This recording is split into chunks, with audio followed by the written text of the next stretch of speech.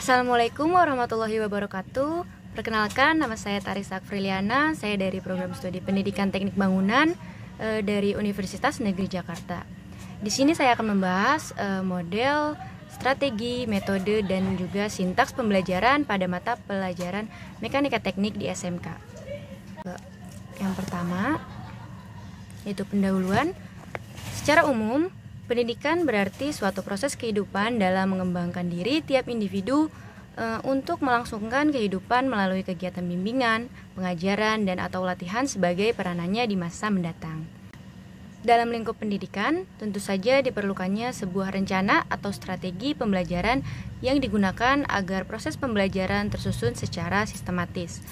Strategi pembelajaran merupakan salah satu hal yang penting yang wajib diketahui oleh seorang pendidik agar mencapai tujuan pendidik dalam melaksanakan metode-metode pembelajaran yang akan dilakukan nanti.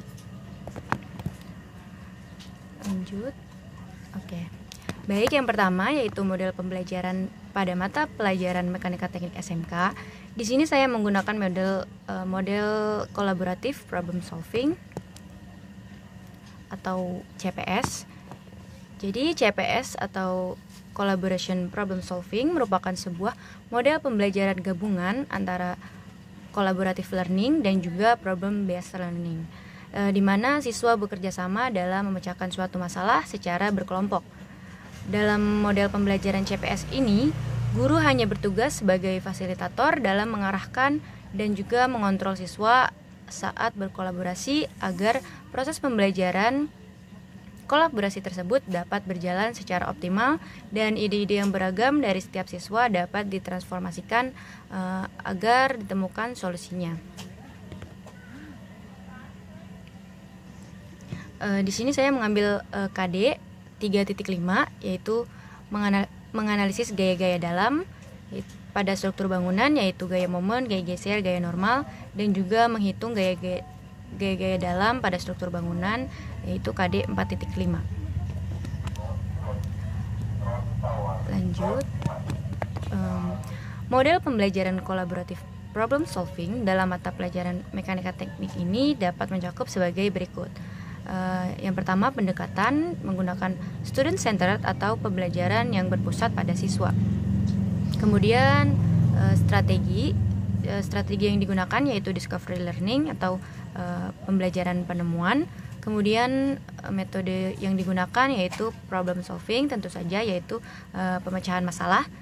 Dan yang keempat, teknik kolaboratif yaitu teknik berkelompok, jadi pembelajaran berkelompok.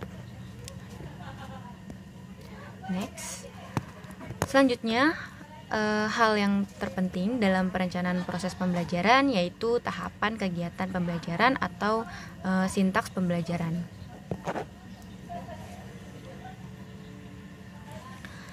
Ada 6 tahap sebagai berikut. Yang pertama, engagement. Di sini kegiatannya yaitu pengelompokan. Aktivitas guru di sini memberikan pretest materi gaya-gaya dalam struktur bangunan. Kemudian guru menentukan kelompok berdasarkan hasil pretest yang telah dilaksanakan. Dan aktivitas peserta didiknya yaitu peserta didik mengerjakan pretest yang diberikan guru dan berkumpul dengan kelompok yang sudah ditentukan oleh guru. Yang kedua yaitu exploration. Di sini kegiatannya pemberian masalah.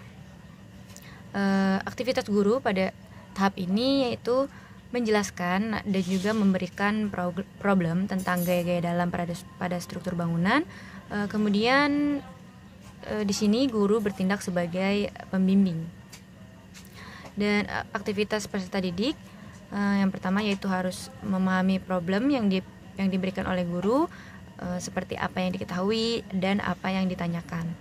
Kemudian peserta didik menentukan tugas atau peranannya masing-masing untuk merencanakan permasalahan yang diberikan oleh guru. Lanjut, tahap selanjutnya yaitu transformation. Di sini kegiatannya yaitu diskusi kolaboratif. Aktivitas guru di sini hanya sebagai pembimbing. Kemudian peserta didik dalam setiap kelompok melaksanakan rencana permasalahan yang telah disusun.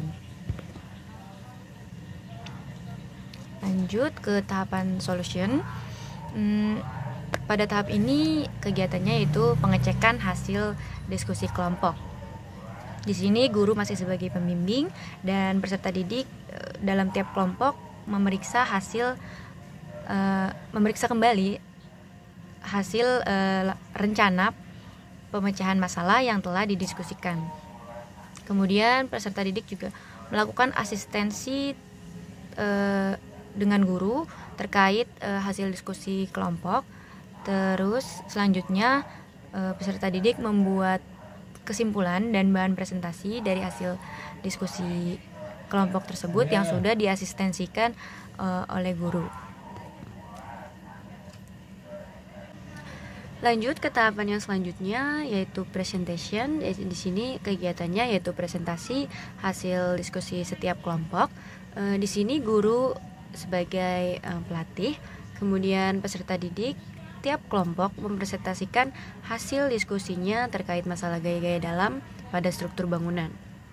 Kemudian tanya jawab antar siswa terkait presentasi yang dilakukan oleh setiap kelompok. Lanjut ke tahap yang terakhir yaitu reflection, itu umpan balik dan juga penilaian. Pada tahapan ini kegiatannya guru dan siswa bersama-sama mendiskusikan dan juga menyimpulkan materi-materi terkait gaya-gaya dalam pada struktur bangunan. Oke. Kesimpulan, lanjut ke kesimpulan. Jadi CPS atau Collaboration Problem Solving merupakan sebuah model pembelajaran gabungan antara collaborative learning dan juga problem based learning, di mana siswa bekerja sama dalam memecahkan sebuah masalah secara berkelompok. Model tersebut adalah salah satu model pembelajaran yang cocok dan efektif untuk memenuhi kebutuhan dalam pembelajaran mata pelajaran mekanika teknik di SMK. Dan juga model ini sesuai dengan pembelajaran abad 21, yaitu menekankan keaktifan siswa untuk terlibat langsung dalam suatu permasalahan secara mandiri. Oke, baik. Demikian yang dapat saya sampaikan, kurang lebihnya mohon maaf. Jika ada yang ingin ditanyakan, boleh kontak saya. Terima kasih. Wabillahi taufiq wal hidayah. Wassalamualaikum warahmatullahi wabarakatuh.